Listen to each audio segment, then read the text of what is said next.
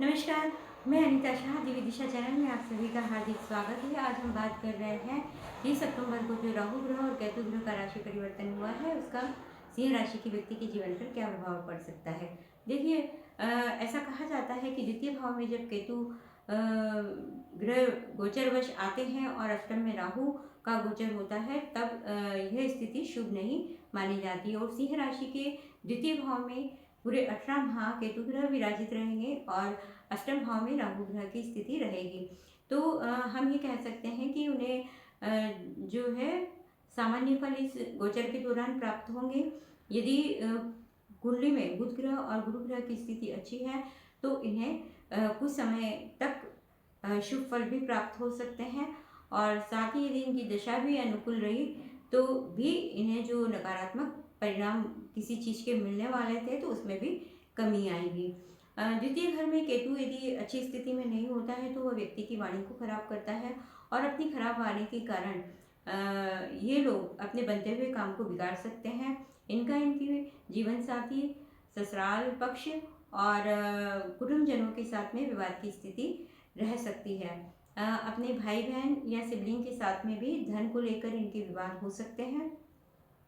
इन्हें अपने खान पान का बहुत ज़्यादा ध्यान रखना होगा। गले में खराबी इनके होने की संभावना हो सकती है। कमर और कमर के नीचे के जो भाग है वहाँ पर भी इन्हें ध्यान रखना है कि यदि कोई परेशानी होती है तो तुरंत से टेस्ट करा के इलाज कराना है। द्वितीय भाव में जब केतु होते हैं तो वह तब अच्छा फल देते हैं जब व्यक्ति अपने बुजुर्गों का सम्मान करता है और साथ ही परिवार की जो परंपरा है उसका आदर करता है। अष्टम भाव में जब राहु गोचर करता है तो वह अचानक से किसी भी घटना को घटित कराता है। तो सिंह राशि के व्यक्तियों के साथ में ये चीज़ हो सकती है कि कोई भी घटना उनके साथ में अचानक घटित हो और जिसका कि उन्होंने कभी सोचा नहीं था। वो घटना अच्छी भी हो सकती है, बुरी भी हो सकती है। डिपेंड करेगा कि कुंडली में राहु और केतु ग्रह की स्थिति क्या है या दशा उनको क्या प्रॉमिस कर रही है। अब ये भी हम कह सकते हैं कि कई बार ऐसा होता है कि हम किसी कार्य की सफलता को लेकर पूरी तरह से निश्चिंत रहते हैं और उसकी सफलता का हम जश्न भी मनाने लगते हैं, लेकिन एंड टाइम पे आकर हमें पता चलता है कि वह कार्य होते होते रुक गया है। या कभी कभी ऐसा होता है कि हम बिल्कुल हिम्मत हार चुके होते हैं और हमें लगता है कि अब कोई उम्मीद नहीं है हमारे इस कार्य को होने की और तब फिर वह कार्य हो जाता है। तो ऐसी स्थिति अष्टम का राहु प्रदान करता है। तो सिंह राशि के व्यक्तियों के साथ में ये सब इस गोचर के दौरान हो सकता है। अष्टम का राहु व्यक्ति को धन भी दिलाता है। वसीयत का धन, वसीयत इनको मिल सकती है कहीं से और इनका यदि पैसा कहीं रुका हुआ है तो वो रुका पैसा भी इन्हें प्राप्त हो सकता है। अब अष्टम में जब राहु होता है तो वह व्यक्ति के जीवन में परिवर्तन भी लेके आ सकता है। वह परिवर्तन इनके निवास स्थान को लेकर हो सकता है, इनके व्यापार व्यवसाय या जॉब को लेकर हो सकता है, इनके व्यक्तित्व को लेकर हो सकता है, इनके व्यवहार को लेकर हो सकता है, पढ़ाई को लेकर हो सकता है। मतलब किसी भी तरह का इनके जीवन में बदलाव आएगा। लेकिन गुरु ग्रह जब अपना राशि परिवर्तन करेंगे इसके बाद में ये स्थिति इनके साथ में आ सकती है, पूरी संभावना है उसकी। अब सिंह राशि के व्यक्ति को इस गोचर के दौरान किन किन बातों का ध्यान रखना होगा। देखिए, सबसे पहला ध्यान तो सेहत के प्रति इनको रखना होगा, क्योंकि यदि इन्होंने अपने खान पान के प्रति लापरवाही बरती, फास्ट फूड की तरफ ये गए तो या फिर बाहर का खाना इन्होंने ज़्यादा खाया तो इनमें रोग होने की संभावना हो सकती है। क्योंकि केतु जहाँ एक तरफ इनकी जो पुरानी बीमारी चली आ रही है उसको उससे निजात दिलाने में कुछ हेल्प करेगा, वहीं पर अष्टम का राहु जो है लंबी बीमारी भी देता है। तो अपने खान पान के प्रति पूरी तरह से सचेत रहें। सिंह राशि के व्यक्ति को अपनी वाणी के प्रति भी सचेत रहना है, वाणी को संयमित रखना है, क्योंकि कहते हैं कि द्वितीय भाव में जिन लोगों के केतु होता है वो अपने बनते काम अपनी वाणी के कारण खराब कर लेते हैं। और ऐसा भी कहा जाता है कि द्वितीय भाव में जिनके केतु होते हैं वो लोग जब किसी को बद्दुआ देते हैं तो वो दुआ बहुत जल्दी लग जाती है और इनकी जो है वाणी फिरती भी है। तो ध्यान रहे किसी को भी कोई बद्दुआ न दे, क्योंकि जैसा हम किसी को देंगे वही हमें वापस से पलट कर मिलता है। ध्यान रखें, हर क्रिया की प्रतिक्रिया होती है। और इस बात का भी ध्यान रखें कि पानी जब अपनी मर्यादा तोड़ता है तो फिर विनाश होता है और जब वाणी अपनी मर्यादा तोड़ती है तो सर्वनाश होता है। तो अपनी वाणी का बहुत सोच समझ कर उपयोग करें। बोलने के पहले सोचें कि आप क्या बोलने जा रहे हो, किसी को कटु न बोले। द्वितीय भाव में जब केतु ग्रह होते हैं तो उन्हें ये बिल्कुल पसंद नहीं आता है कि व्यक्ति धन को गलत तरीके से कमाए।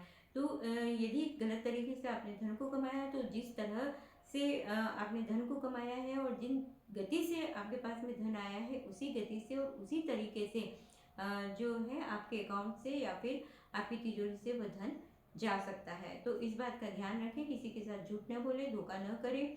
और जैसा कि मैंने कहा कि केतु ग्रह तब बहुत प्रसन्न होते हैं जब आप अपने पारिवारिक परंपराओं का आदर करते हैं, बुजुर्गों का मान सम्मान करते हैं। तो इस ओर ध्यान दें। यदि आप कोई नया काम शुरू करने चाह रहे हैं तो आप अपने घर के किसी बुजुर्ग के नाम से आप उसे कर सकते हैं, आपको फायदा होगा।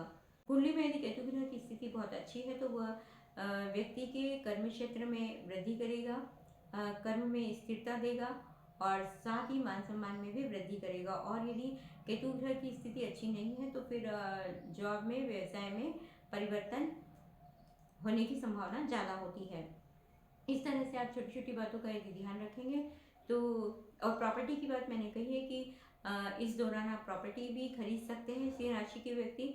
तो ध्यान रखें, प्रॉपर्टी खरीदने के पहले पूरी तफ्तीश कर ले। इस गोचर के दौरान खरीदी हुई प्रॉपर्टी विवादास्पद हो सकती है, जिसका आपको पहले पता नहीं चलेगा, लेकिन बाद में फिर आपको पछताना होगा और परेशानी अलग होगी। अतः पहले से बहुत ही छानबीन करके और उस प्रॉपर्टी को खरीदे, और हो सके तो इस गोचर के दौरान ना खरीदे, और खरीदना बहुत ज़्यादा ही जरूरी हो जाए तो फिर अपने परिवार के किसी व्यक्ति के नाम से उस प्रॉपर्टी को खरीदें। इस प्रकार आप यदि छोटी छोटी बातों का ध्यान रखेंगे तो ये गोचर आपके लिए बहुत ही ज़्यादा नकारात्मक नहीं होगा, आपको मिश्रित परिणाम देगा। और यदि दशा भी अनुकूल हुई तो फिर आपको इसके अच्छे परिणाम भी प्राप्त हो सकते हैं। एक बात और मैंने बताना भूल गई कि जो अष्टम का राहु है, वह जो लोग शेयर मार्केट का काम करते हैं या फिर जुआ सट्टा आदि लगाते हैं, तो उन लोगों के लिए भी ये गोचर यदि राहु ग्रह कुंडली में अच्छा है तो शुभ फल देगा।